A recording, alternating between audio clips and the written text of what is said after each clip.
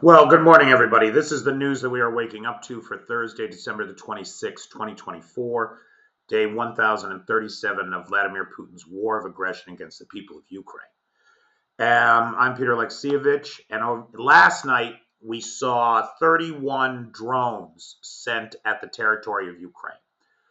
100% interception rate. 20 were shot out of the sky, another 11 were taken out with active countermeasures. I'd love to know what those countermeasures are. I really would. I'm anxious to find out now. Now, in the aftermath of the massive missile attack that we saw on Ukraine, I misreported in last night's live that there were 3 people killed. I am very happy to say that only one person, let me rephrase that. I am never happy that anybody is dead, from Russian aggression especially. But it is extraordinary to me that the Russians could have launched 78 missiles and 106 drones, and only one person was killed. That is not to diminish the tragedy of that death in any way, but it does speak to a remarkably incompetent Russia. Now, they did do some damage to the energy infrastructure. Power's been in and out. It's an ongoing problem. But the people of Ukraine, uh, uh, unless it was your house, your father, people just pick up and keep going. It's remarkable. So that's the correction from last night on the big Christmas attack. Only one person was unalived officially. Biden said that the purpose of this outrageous attack, and this is a direct quote, the purpose of this outrageous attack was to cut off the Ukrainian people's access to heat and electricity during winter and jeopardize the security of the grid. Clearly, he is correct. That is precisely what this was for. He went on, I have directed the Department of Defense to continue its surge of weapons deliveries to Ukraine, and the U.S. will continue to work tirelessly to strengthen Ukraine's position in its defense against Russian forces. It all sounds good. Can he pull it off? He's down to 30 days. What can he get done? I'm anxious to see. Zelensky, for his part, said, quote unquote, Putin chose Christmas to attack. What could be more inhumane? And as incompetent and ineffective as this broad, massive attack was, to do it on Christmas, which has become a tradition now here in Ukraine, is indeed inhumane. Zelensky went on to say that the energy grid was damaged in this attack, and he went on to cite the massive nature of it. It was one of, if I'm not mistaken, it's in the top 5 massive attacks in the course of the war. Now, one of the stories that's coming out is the Azeri flight J28243 from Baku, which is the capital of Azerbaijan, to Grozny, the capital of Chechnya, which is a member of the Russian Federation, right? It's part and parcel of Russia, ruled as it is independently for all purposes by the Kadyrovs, by Ramzan Kadyrov. Now, this flight crashed not in Chechnya, but in Kazakhstan. So apparently what happened, the story that is emerging, is that there was some fog at the airfield in Grozny, where it was supposed to land, and because of that, it had to circle the tower 3 times before it could get a runway open. During that time, there was also, or very near it, a Ukrainian drone attack on Grozny. It is said that some SAM operator with an itchy trigger finger hit the plane, possibly with a Pantsir anti-aircraft missile. Now, the pilot, once they had trouble, the pilot had to come down somewhere. He couldn't land because of the fog in Grozny. So he flew another 300 miles across the Caspian Sea, about 400 kilometers, 450 kilometers, across the Caspian Sea, trying to land at Akhtala in Kazakhstan, but that's where the plane crashed. Now, unfortunately for the Russians, who immediately claimed that the plane was hit by a Ukrainian drone, there are survivors of the attack, right? Somehow, by the grace of God, 38 people were killed, but another 28 people survived, or at least at this time are still alive. And then there's the photo evidence from the plane itself. If we look at this tail section of the plane, you can see it's spotted with these like tungsten balls from a Pantsir air defense missile. That's what that looks like, all the experts are saying. And you can see there in the tail section as well. So it appears that while the Russians moved quickly to blame the Ukrainians, this was in fact a case of friendly fire, the Russians shooting down their own. Now, we'll see what new evidence arises, but right now that certainly looks like it's the case. We've already seen, back in June, we saw Russia and North Korea sign a mutual defense pact. It appears that the Russians are getting ready to do that with the Iranians. So, scheduled for January 19th, these two are set to sign a mutual defense pact. Now, if it is in the same, and we haven't seen the final language of this thing or know really what's in it, there's supposed to be an emphasis on cooperation in the economic sphere, the defense sphere, technology spheres, etc. But if this is like the Kim Jong-un pact, we could see Iranian troops in Kursk by the end of February. And that's my fear, right? That the axis of evil is cementing its relationships and planning on expanding this war. This really burned my ass, and I'm sure the Ukrainians feel the same way. This is a video from the Embassy of the Islamic Republic of Iran. I don't know if I'll play the whole thing, but essentially what it is an official Merry Christmas and pledge of fraternity from the Iranians to the Ukrainian people. Now, the hypocrisy of this is, it makes, I literally, when I first saw it, I literally threw up in my mouth a little bit. These bastards sell for gold, literally, the means to murder Ukrainians every day, and it's done every day. And they do this. It's obscene. It's absolutely obscene. Now, the Estonia Link 2 energy cable from Helsinki over to Estonia here, there has been a malfunction with this. So Finland's Prime Minister Orpo says that the cut cable will not affect Finland's power supply. Well, that's because it's used to supply Estonia with power. The power was flowing from Finland to Estonia at the time of the outage. This was an unplanned outage affecting the Estlink 2 undersea cable to Estonia. It's a power cable. The outage occurred Christmas Day at about 10:26 local time. And as I say, the power was flowing to Estonia. Now, representatives of Fingrid, the power supplier in Finland, have guaranteed Estonian power supplies. So even if the cable is out of action for a few days, it should not affect Estonia in any way, according to Fingrid representatives. It is worth noting that while we do not know what happened, at this time of very high tensions, nearby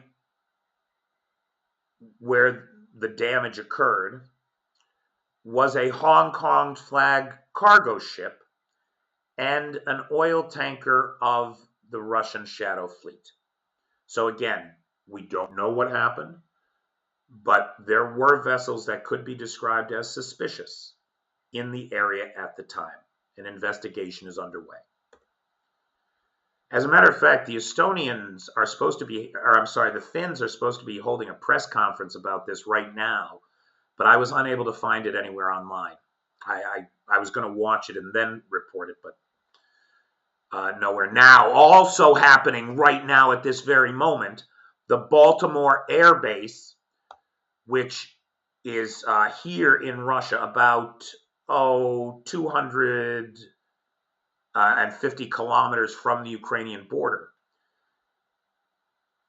is the Baltimore Air Base, where you've got lots of large cargo planes, IL-76s, AN-27s, I think, and jets. You got jets. You got Su-25s, you got Su-35s, you got Su-34s at this base. This is currently under drone attack by the Ukrainians at this very moment. Hopefully for tonight's live, we'll have some updates on whether or not that attack was successful. Now, the Russians are saying that the Ursa Major was attacked out there in the Mediterranean, that there were 3 explosions, that it was hit 3 times before it sank. Now, let's face facts. The Russian fleet is not in great shape. This could be a story to cover the fact that they're not maintaining these vessels properly and to try to divert world attention away from this very dangerous fleet of unmaintenanced vessels on the high seas and blame Ukraine. But it could also have been Ukraine. We just don't know. The ship is said to have been carrying 2 380-ton cranes, each one of which were capable of lifting 350 tons at a time, while in its cargo hold were 2 large hatches to seal in the nuclear reactor of a new icebreaker that Russia is supposed to be building out in Vladivostok. And the Russians are insisting that that's where this ship was headed and what it was carrying. Maybe it was. Either way, these critical components are gone. The icebreaker building is going to be held up now. But I don't believe it for a second. It was right. The people that reported that the ship was attacked are the Oberon Logisticas. This is a state-owned logistics company that sends ships back and forth to Syria with weapons and goods. They're part of what they call the Syrian Fast Response Flotilla. So it traveled from the Baltic Sea with 3 other landing ships and another cargo vessel like itself. And the other 4 were all headed to Tartus to evacuate Syria. Why wouldn't this one have? Why was this one traveling with that flotilla, but it was headed for Vladivostok? I mean, it just doesn't ring true to me. But that is what the Russians are saying. Now, this Su-25, this was on a combat mission over the Donetsk region when it crashed into a Russian Zala reconnaissance drone. So this was a mid-air collision between a Russian fighter jet, and a Russian reconnaissance drone that has damaged the jet badly. There's some other pictures, and it's unclear whether this jet is going to fly again. The pilot did survive. Now let me show you this video.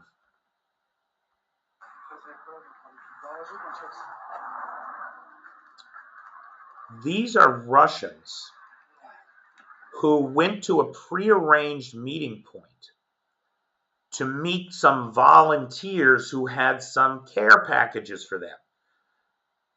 Fresh baked goods, cookies for Christmas, whatever. So apparently what's happening is Ukrainian forces or Ukrainian partisans in their perfect Russian are getting in touch with these guys in the field and saying, hey, we have stuff for you. We love you guys. Come here. Meet us here at this time. The Russians go there, and then a HIMARS strike gets called in or something like that. It's the Ukrainians at work, boy. Now, I'm not going to play this video, but it's the mayor of Moscow saying something that can't be true. He's saying that there are 600,000 wounded Russians in Moscow hospitals. There are 51 hospitals in Moscow. Let's assume for a second that all 51 have 2,000 beds in them each. They do not, I assure you. But let's just assume for a second that that was true. That would mean that the hospitals around Moscow could accommodate 100,000 patients at a time. He's talking about 600,000. Now, look, I'm not saying that there aren't 600,000 wounded Russians that need care. I absolutely believe that there are. And he seems to as well. But them all being in Moscow hospitals, that doesn't make sense. I'm not sure what this guy's point was. Not really. Now this video, I want to advance this video.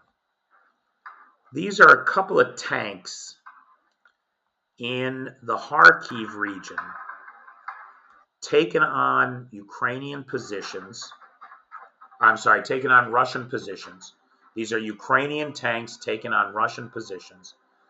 And now we see the Ukrainians capture a large number of POWs. They just keep coming out of this hidey hole here, hands behind their heads, weapons down. The Ukrainians are directing them to where they should go. And you will notice there are no summary executions here, right? Do you notice that? The Ukrainians are not executing anybody.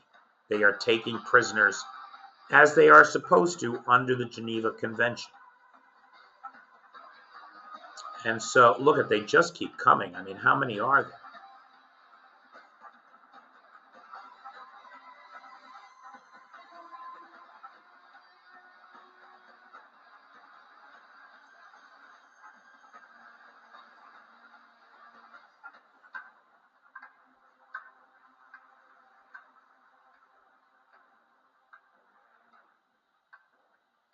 Look at, it's got to be over 20. Just in that one location alone.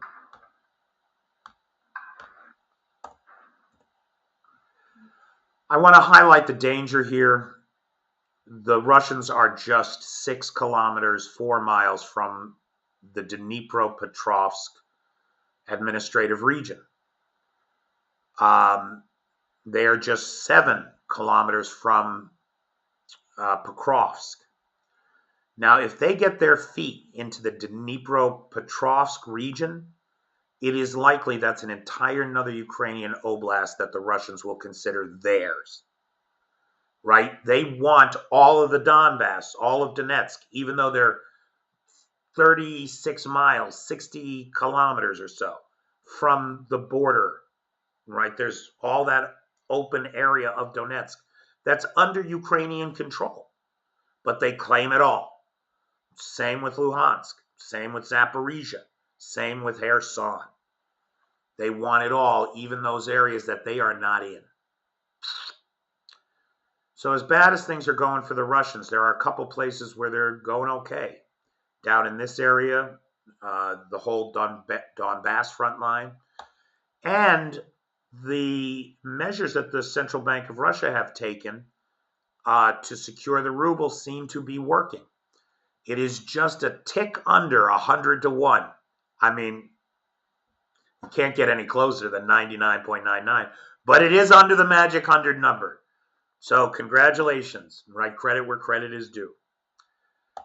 All right, guys, that's the news that we are waking up to on Thursday, December 26th, 2024. It was really a pleasure speaking to everybody last night on the Christmas Live, and I appreciated all the good wishes from everybody. Thank you.